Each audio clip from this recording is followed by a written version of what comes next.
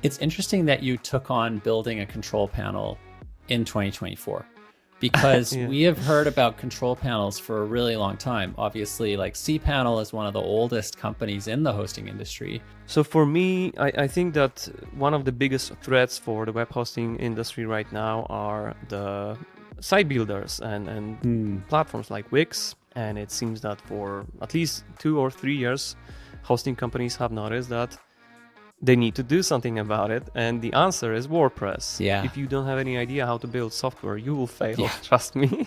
It's not going to be. Absolutely. It's not going to work very well. I'll give you a hint. The market for SaaS business analytics tools could definitely use some shaking up. Look, and this is exactly why you should listen to the podcast. It is, absolutely.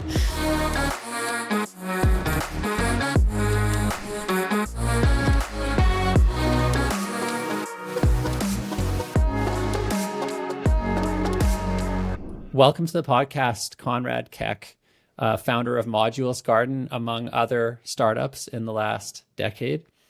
I want to start by talking about the early years and what got you into the life of an entrepreneur, because I think, as you and I both know, it is a difficult thing to last as long as you have building companies.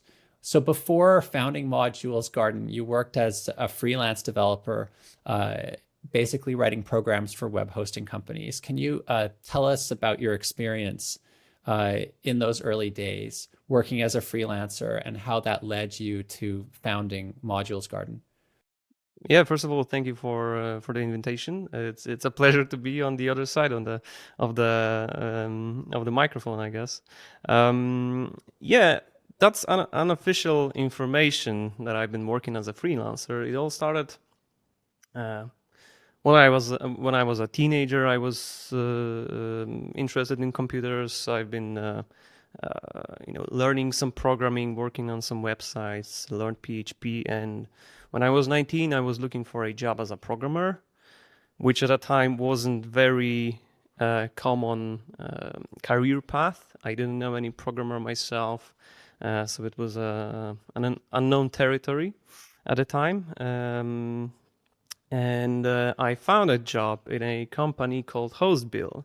Not sure if you recognize or the listeners recognize that it's one of the billing solutions for the web hosting providers. And I joined the team when they were still building it before it was even launched.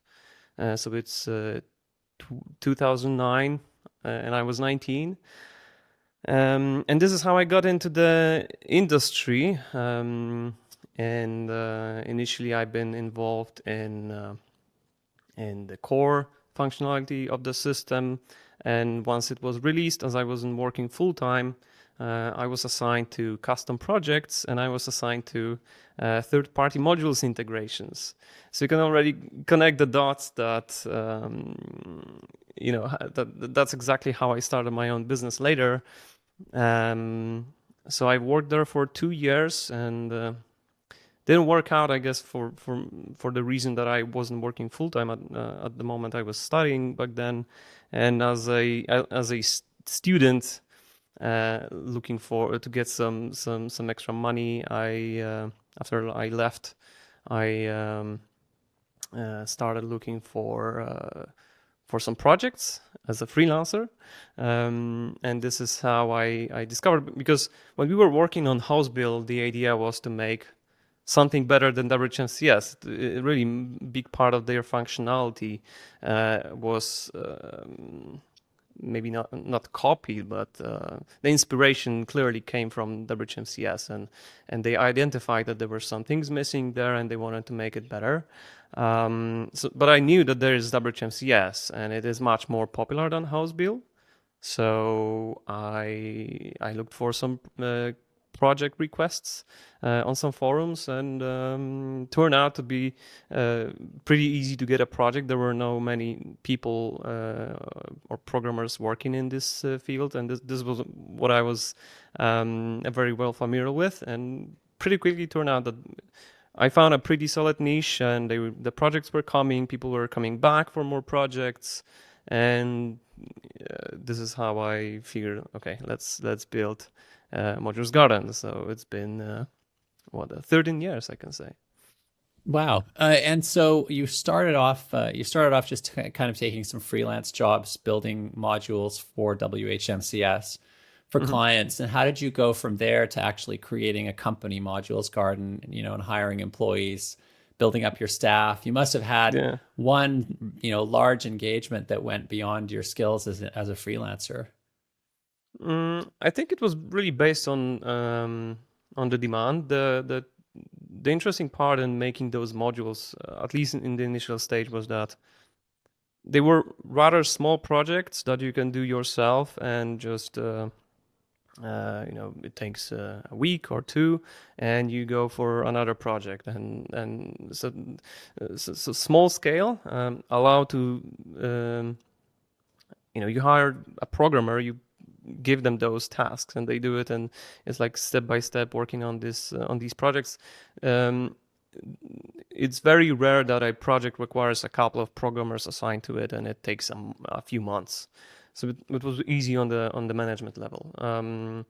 When I was so I left Houseville in May, and in September or October I already had a website and official company established. So pretty quickly noticed that there's a solid demand, and I can build a company from that. And I hired first person in December, so it was very fast, and um, that's how it all started. And I started to hire more, and that's how it get to where we are right now.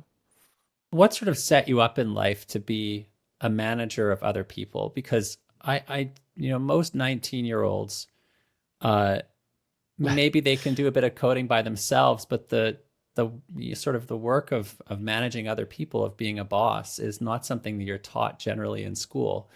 How do you think Yeah. you became a good manager? Because you've obviously experienced a lot of success over the last 15 years in building this company. Where did those skills come from? Did you lead camps or something when you were a No, no. teenager? Yeah, I had no idea about building a business whatsoever. I only knew how to code, and it was all based on intuition, I guess. But I can say it was a good it must have been a good intuition that the first five people that I hired back in 2011, 2012 are still working with me. So that could be a benchmark. And even nowadays, we have pretty solid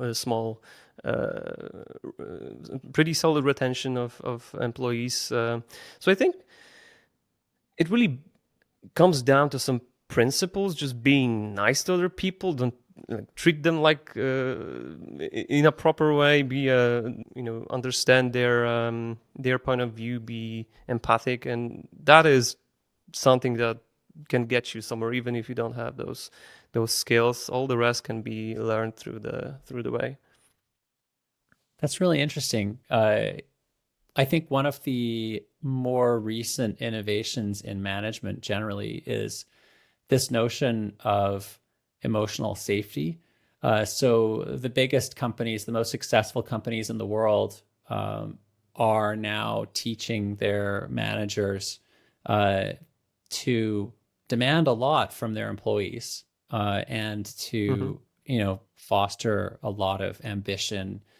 But uh, as much as you're asking people to stretch themselves to grow the company or to exceed metrics, uh, if they don't succeed or if there's a disagreement, it should be professional. It shouldn't come along with any personal diminishment.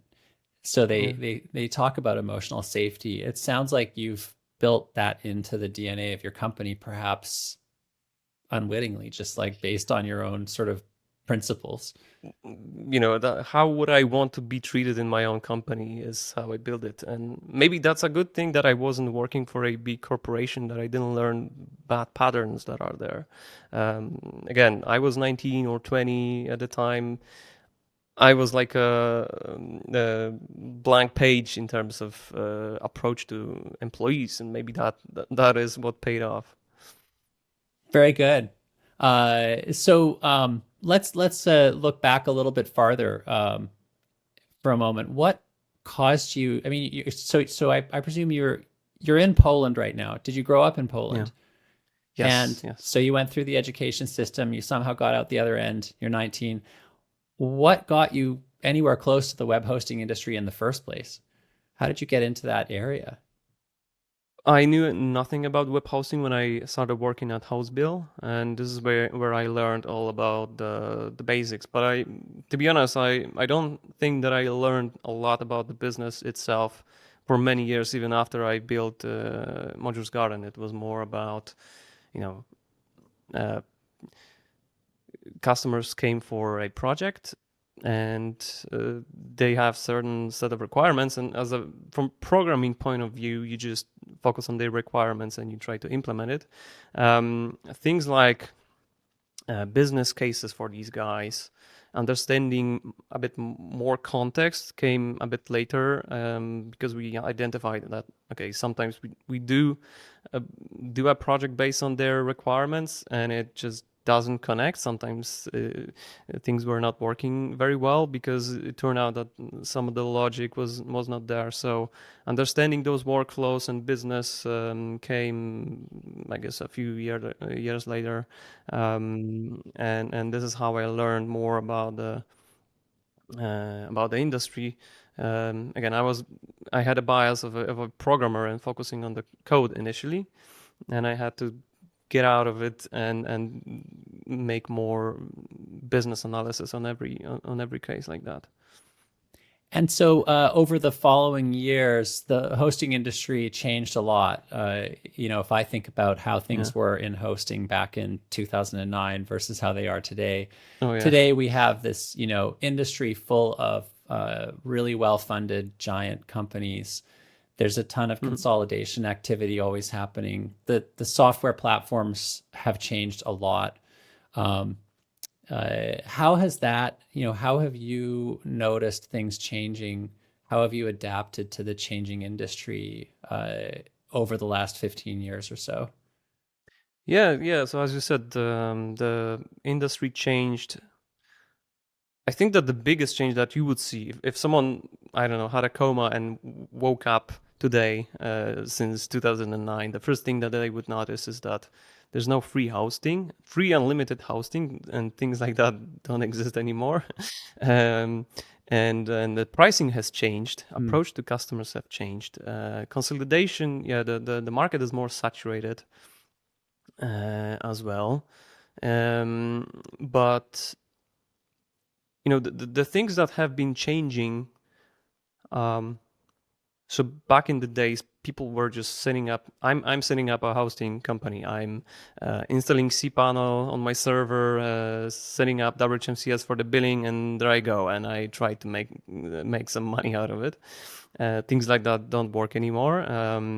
And we had this, because other than the custom project that we were building, of course, after not not not that much later, we started making ready-made modules on our marketplace.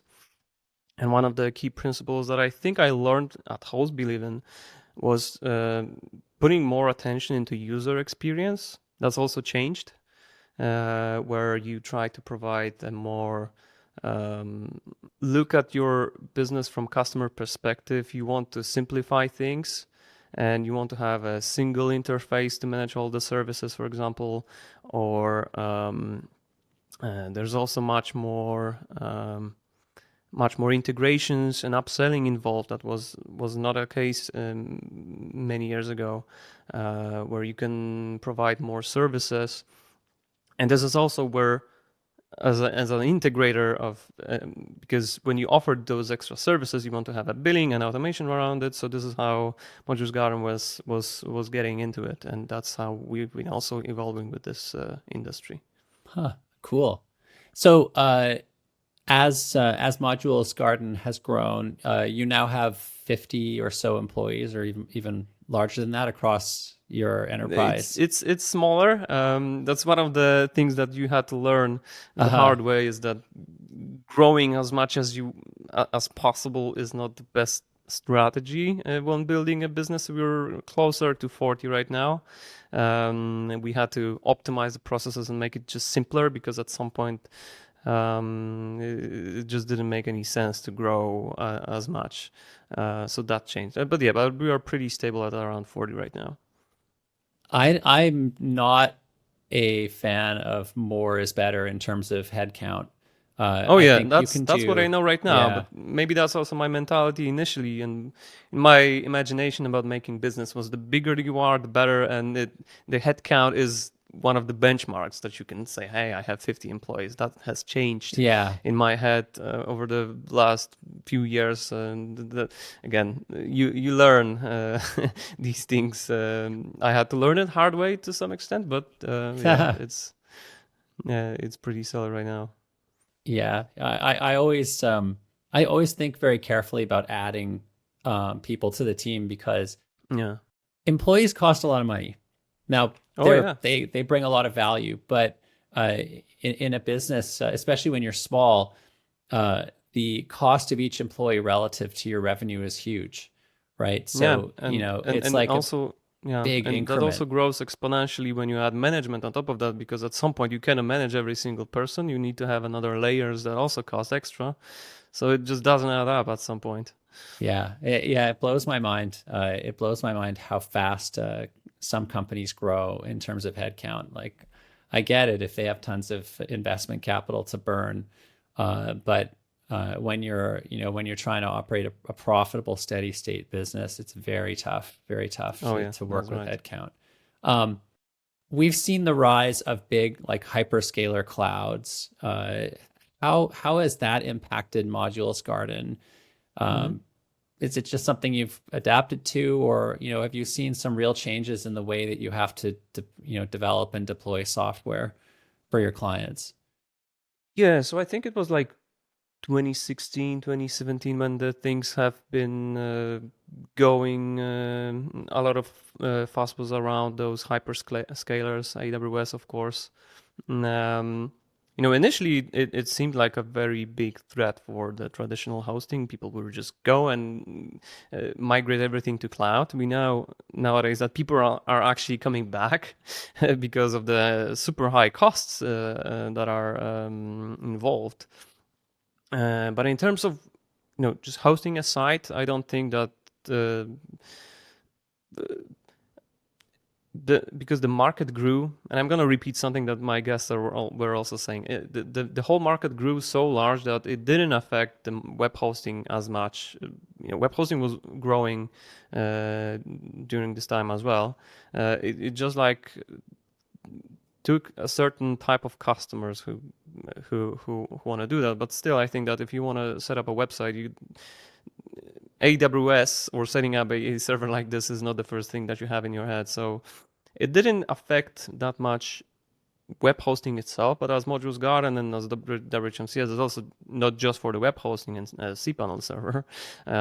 So we were trying to add some, and we have implemented a couple of integrations like OpenStack. We have integration with AWS that had a considerable success, and that's how that you can say adapted to this. But at the same time, I would say that um, yeah, let's end with that. Sounds good. So along the way, Modules Garden, Modules Garden, obviously your core business, it builds add-ons for WHMCS, which at this point in the podcast, if you don't know what it is, WHMCS is it's a software package that allows hosting providers and really anyone, not necessarily hosting providers, to sell things on a subscription basis for their Mm, online business, right? So, uh, let's say you have some new type of thing that you want to sell or some other thing that you want to plug into WHMCS. It has an add-on or a plugin system, and Modules yeah, Garden it's got its start building yeah. integrations with that platform. Since that time, you've created a few other businesses or brands. Mhm. Do you want to talk about other these other companies and initiatives that you've started uh, since founding Modules Garden? Absolutely, yeah. So maybe a little bit more about WHMCS in terms of the business approach. So as I said, it was a niche that we found that we were able to build business quickly because no one was that much into it. But at the same time, it's the it's the curse that the niche has a limit. It's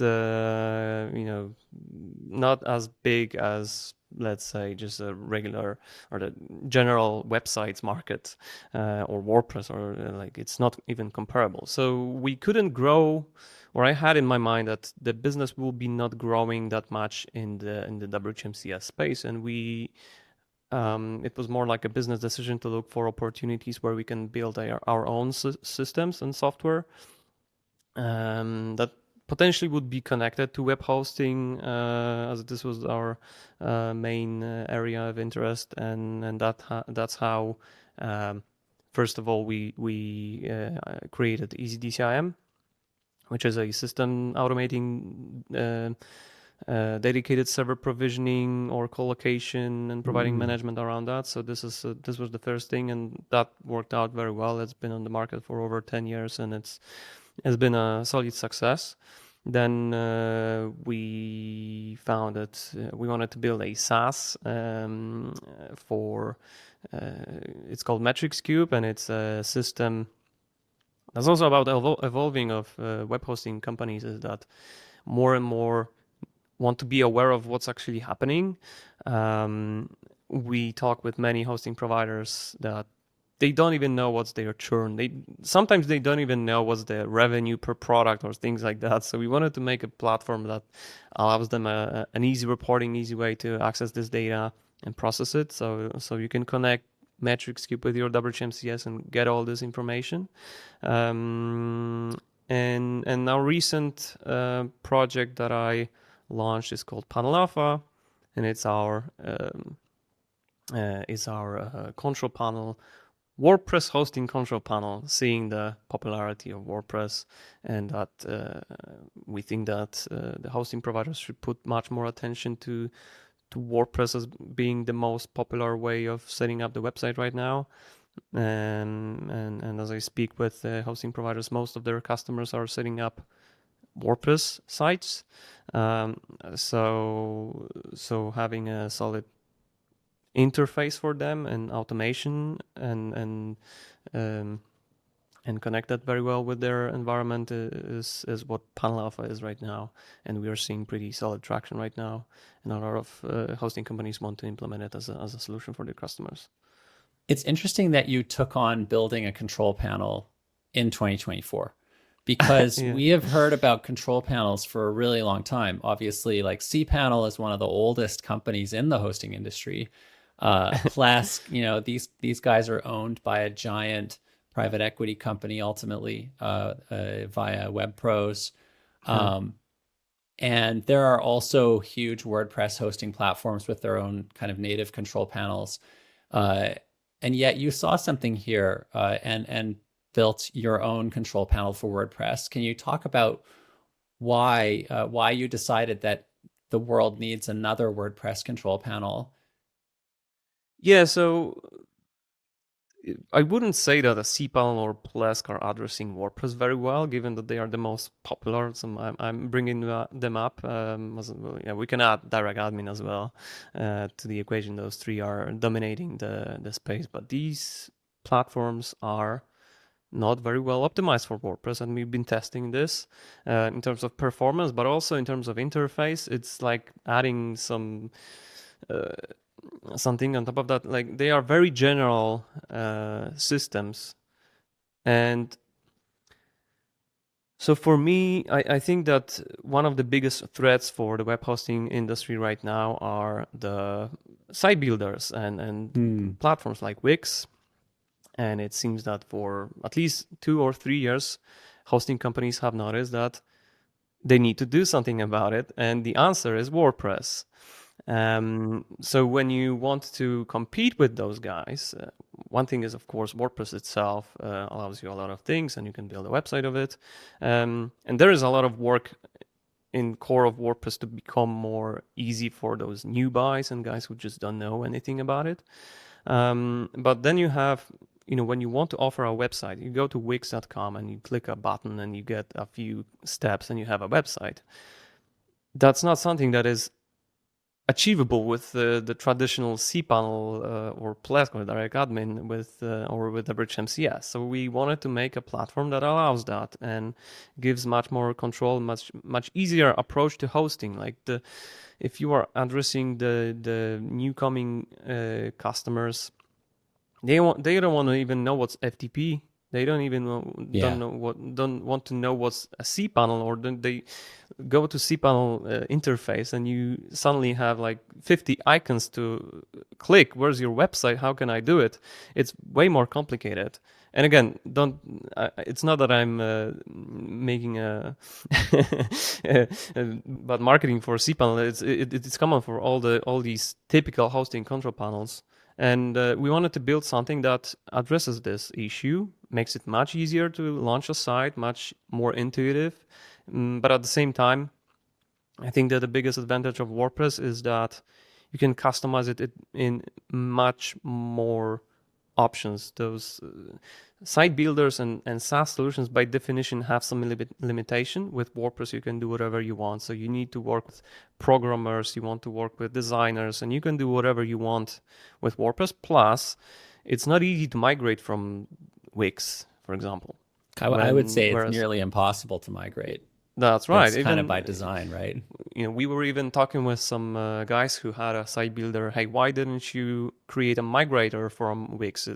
Most of the sites are pretty simple, and number one problem is property rights to graphics that you have on your website.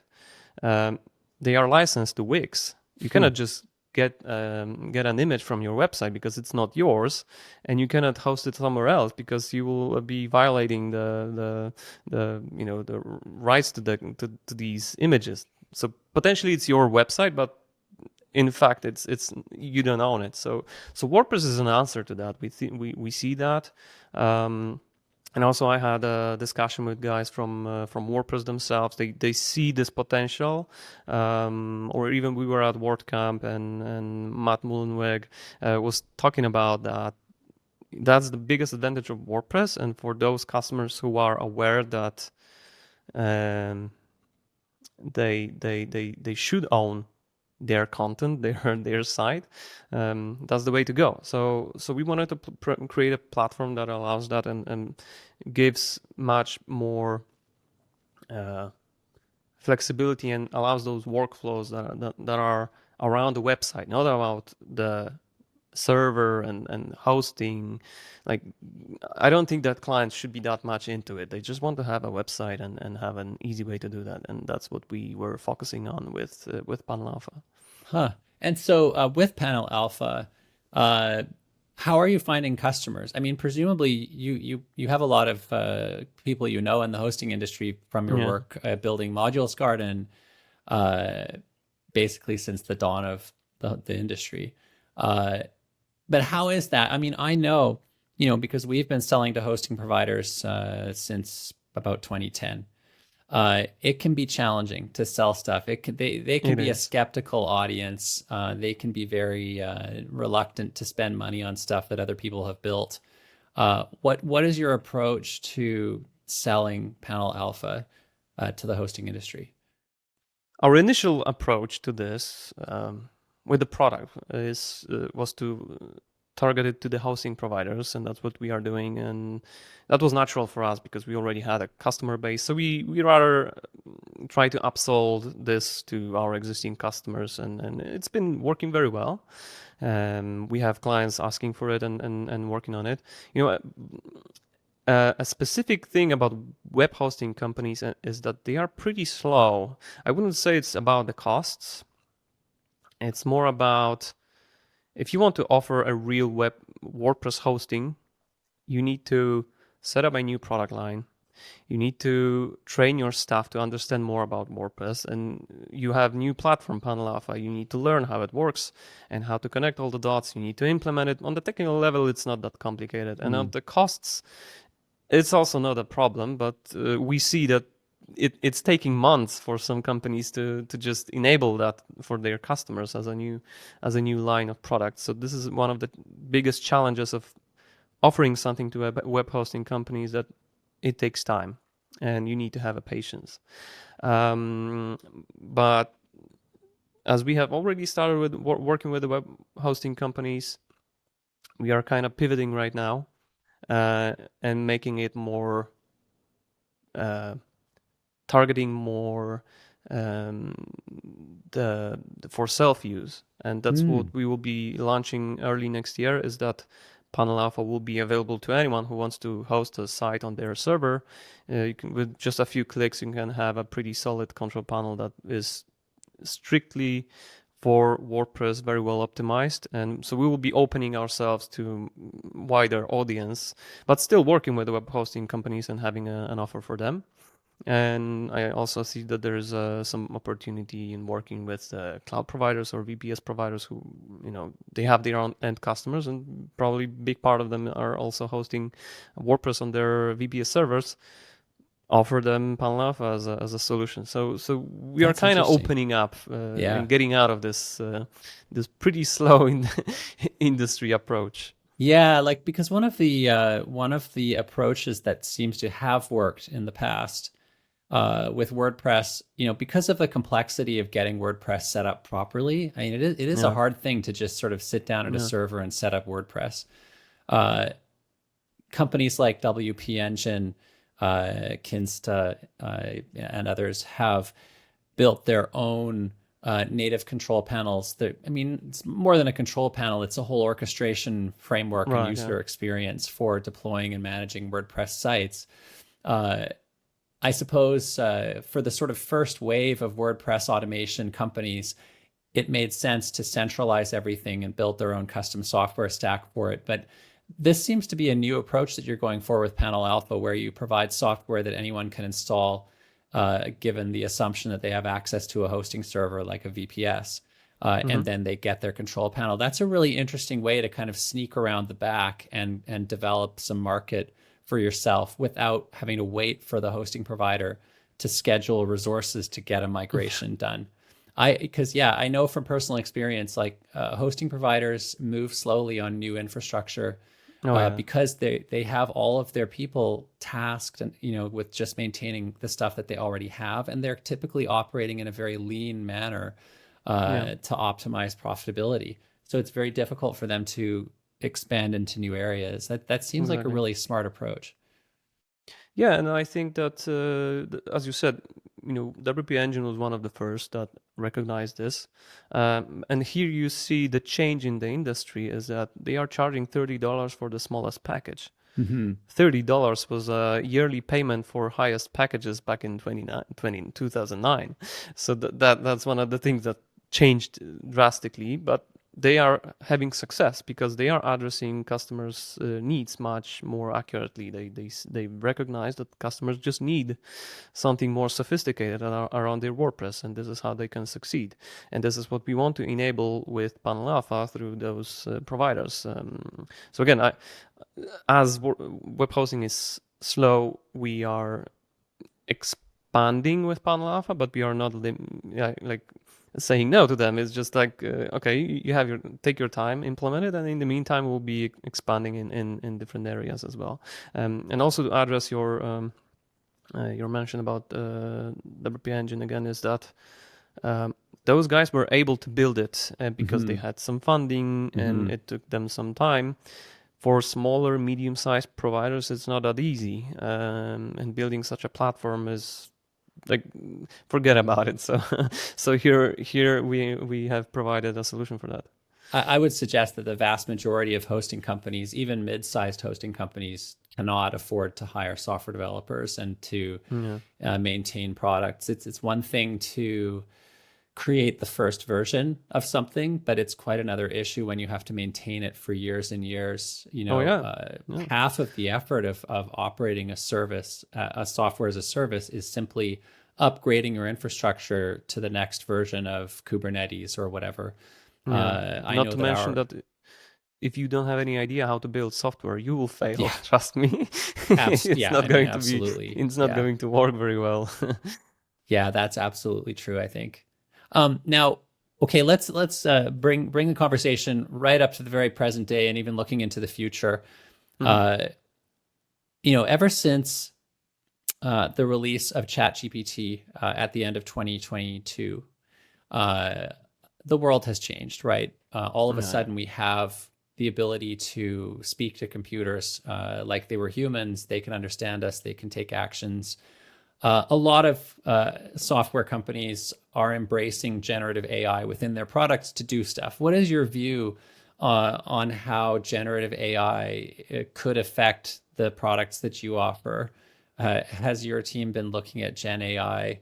Have you been experimenting internally? Yeah. What's your perspective on this new emerging area?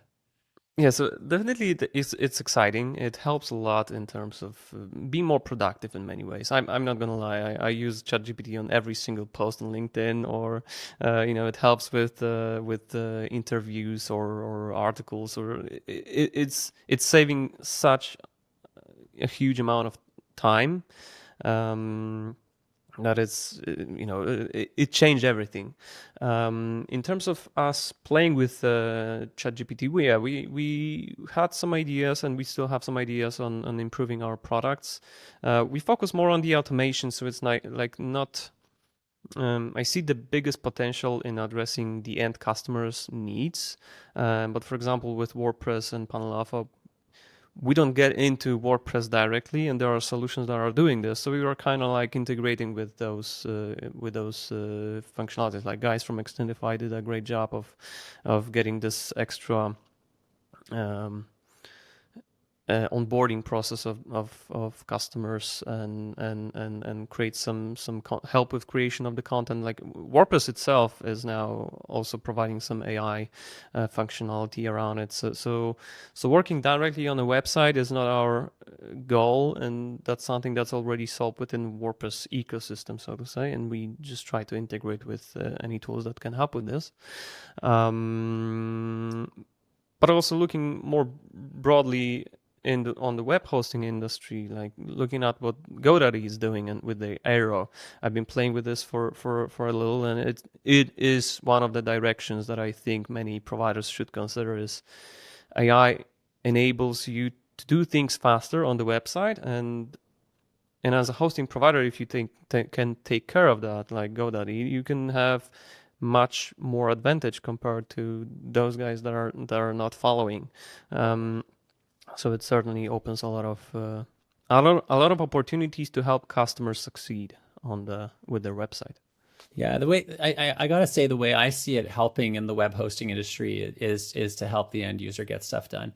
Like right now, Exactly. if you have a website, if you're like a restaurant, you got to call up your web guy to get something done every time you want to change something on the website, because the average person's not going to learn how to edit HTML or Yeah. even markup. I mean, it's too complicated.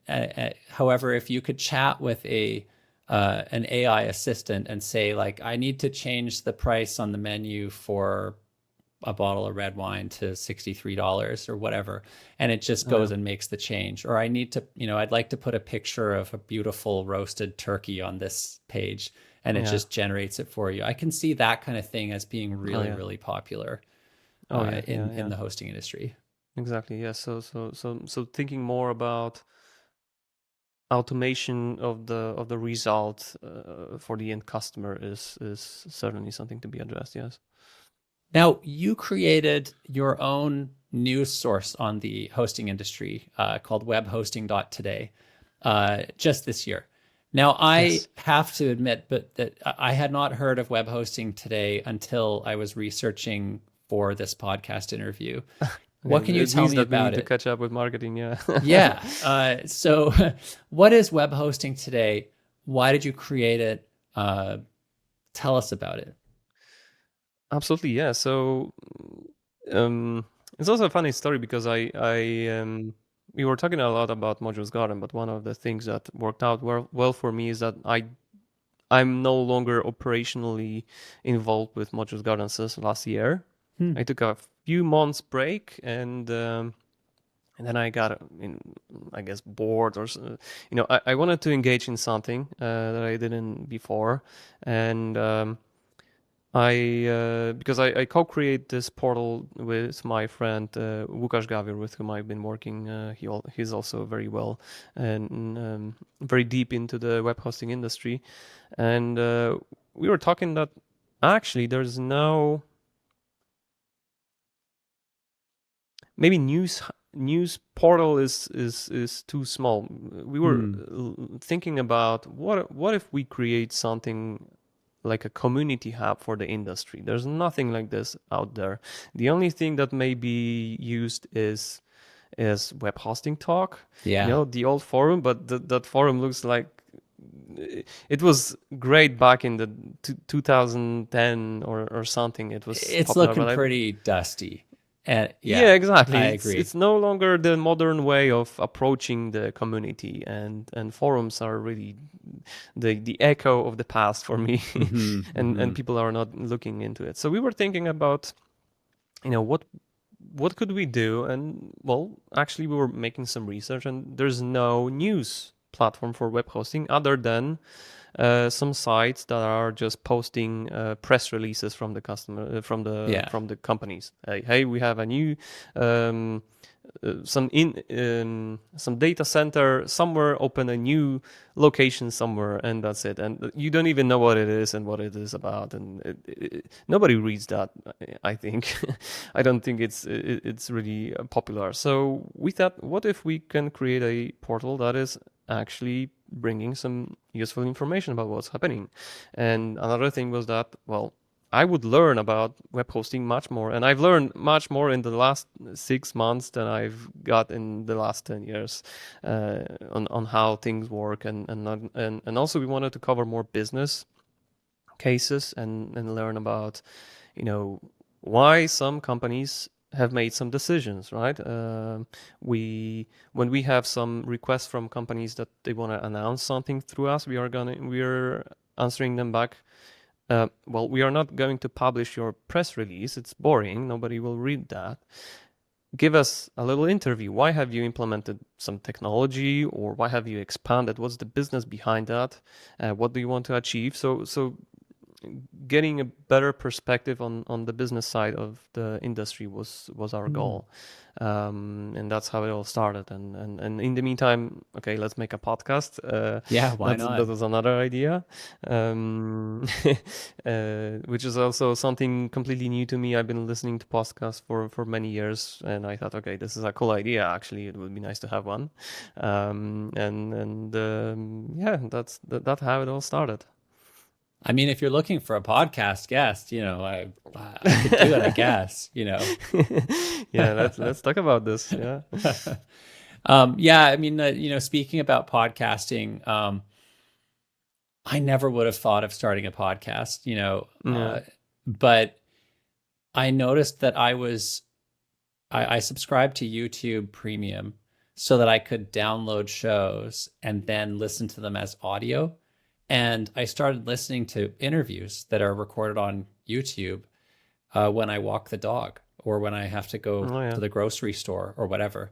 And the thought occurred to me like, this is kind of a new way that people want to learn, right? They Yeah. just want to hear people talking about a topic that might be new to them to gain some insight and honestly for a new kind of entertainment.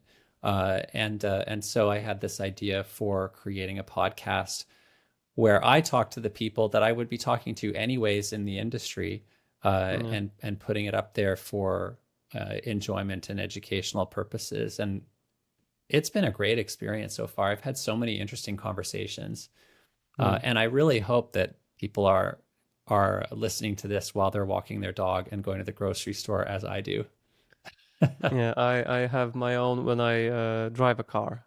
It's Right. 20 minutes per day, getting Yeah. some insights, and I use it more as a inspiration in many ways. If I listen to something related to business, it's always just giving you another point of view that you can use in your own Hmm. business. That's exactly what I'm looking for, and that's exactly what I'm trying to get with my episodes as well. So it's, but again, as a host, you probably have the same feeling that you learn from the guests.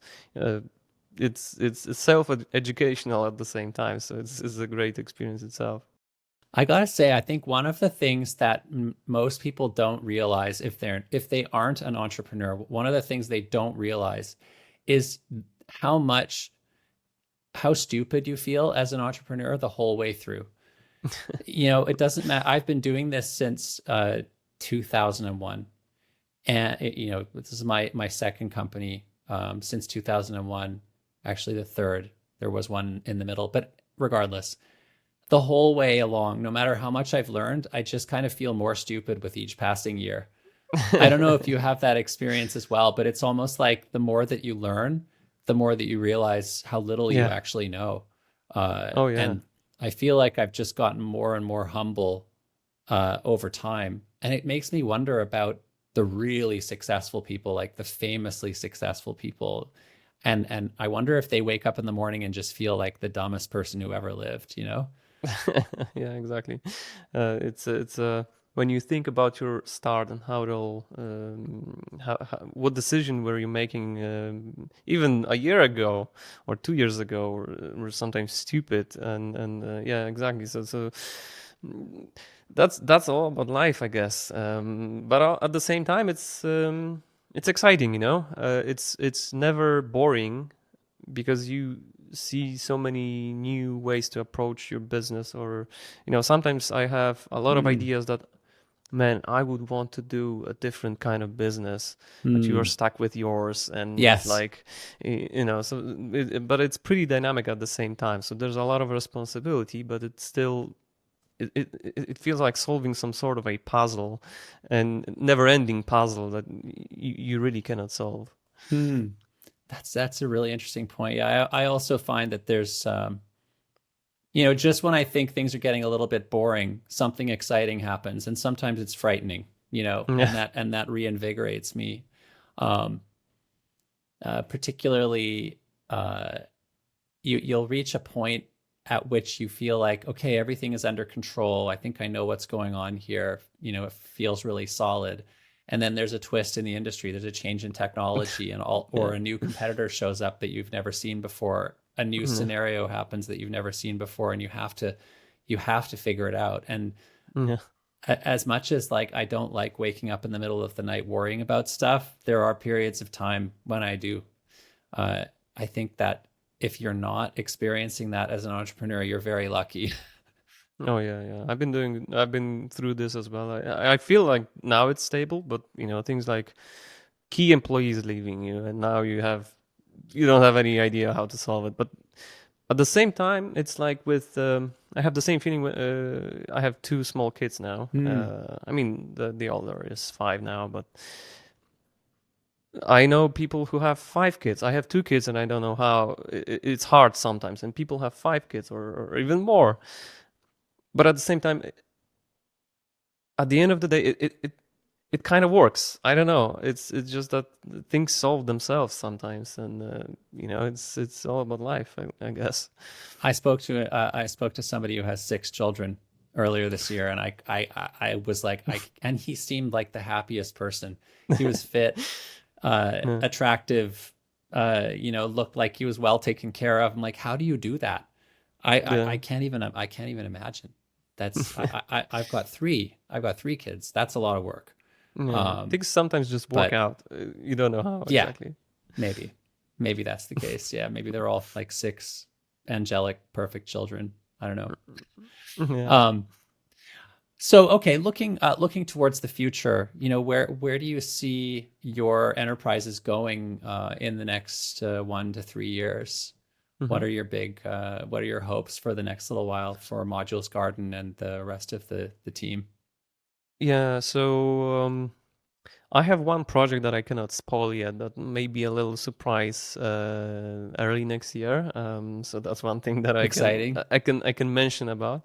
Um, But overall, with the project that I'm having right now, so especially Panel Alpha, EasyDCM as well, and MetricsCube as well, actually. Hmm. Not mentioning Modules Garden because Modules Garden is kind of like a foundation for me to work on the other projects, and I'm no longer involved in operationally. So Modules Garden is like a stable haven, and then I have all these other projects that I'm working on.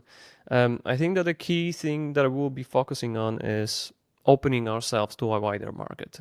So as I said, Mm. with Panel Alpha, we are going more into the individual use of a control panel like that, and that automatically opens up a much wider market for us and much more options for us to promote the solution. Same goes for EasyDCIM. We want to make it more universal, make it for more use cases and address managed service providers or data centers who are not selling dedicated servers. You know, one of the requests that we had recently, guys from SpaceX were considering using EasyDCIM, and That's you know crazy.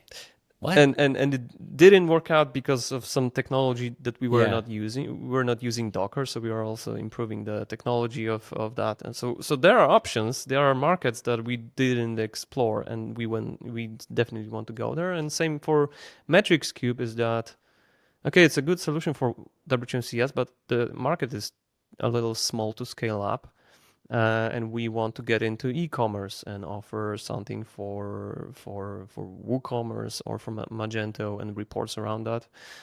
So the key principle is to open up and attack wider markets and see see how it goes. I'll give you a hint.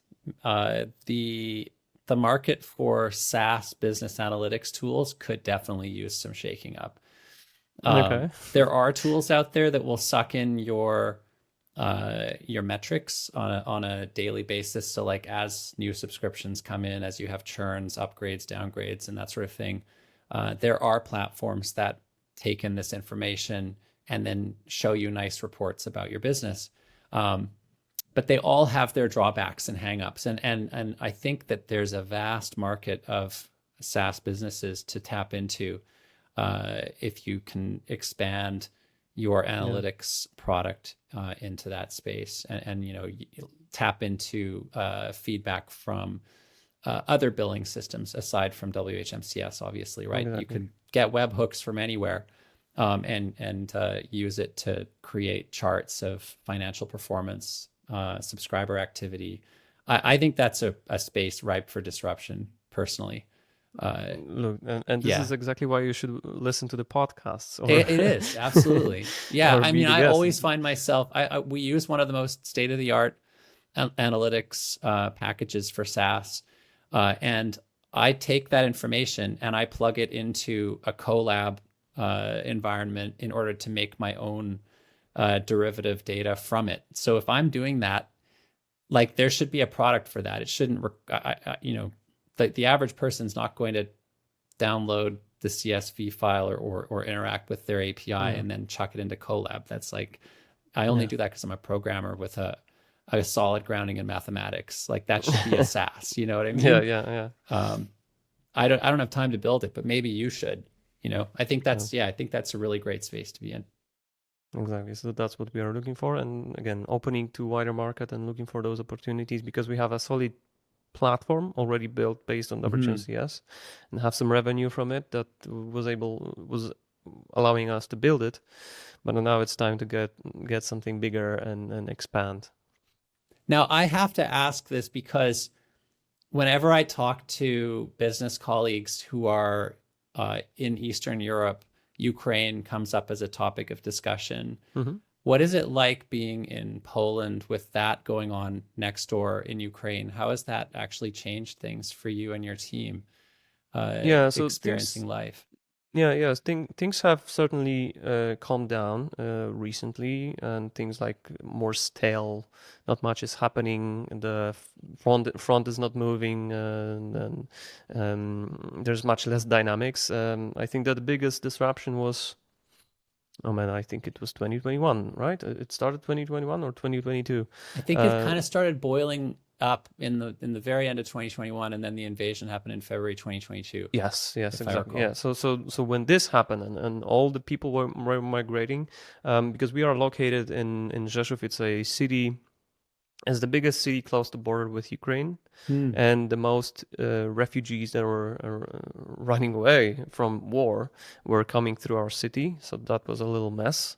And yeah, I remember we were actually preparing some packages for these guys because there were like millions of people coming through our city. Our city is like 200 to 250 people, and suddenly like 1.5 million people came through the city within a month or two, I think, Wow. something like that.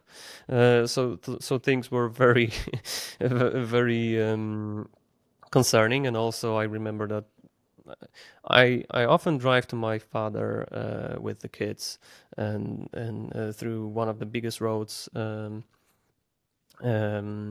and next to the big road were huge missile launchers just standing there and pointing to Wow. Ukraine.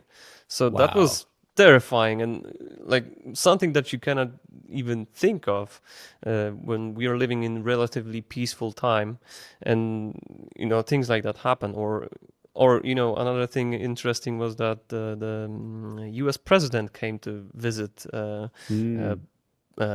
our city, which I guess in US it's not common that US president gets to every city, especially that has like 200 people. So that was also interesting. But yeah, things have calmed down. Not much is happening in terms of there's not much disruption nowadays. But you hear here or there that. You go to a cafe and there's a Ukrainian working there, or you go to some shop. So these guys have adapted, but we are not that much different in terms of culture, um, except language. You wouldn't really recognize if someone is Ukrainian or Pole. There's so we kind of integrated as a society together, and it's going pretty well. Wow. Oh, that's amazing. Yeah, the thing that this war has driven home for me is the extraordinarily kinetic nature of warfare. Oh It's yeah, so fast.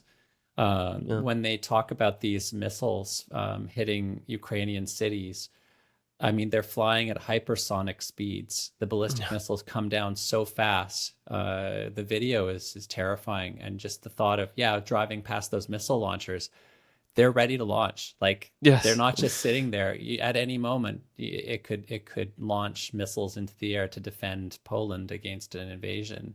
Yeah, so I just you really, yeah, that terrifying. level of or uncertainty Yeah, is like wow. You yeah, didn't it's even know that things like that happen. unbelievable times. Yeah, It's been so wonderful talking to you, Conrad. Thanks for spending the time with me. I do look forward to being on your podcast soon. absolutely. We're Um, gonna talk about it soon. yeah, and I look forward to seeing how things evolve in your various businesses and what new things you have coming around the corner. It's very exciting. I'm sure we will be hearing a lot about your businesses for many years to come. Thank you, Ken. It was a pleasure.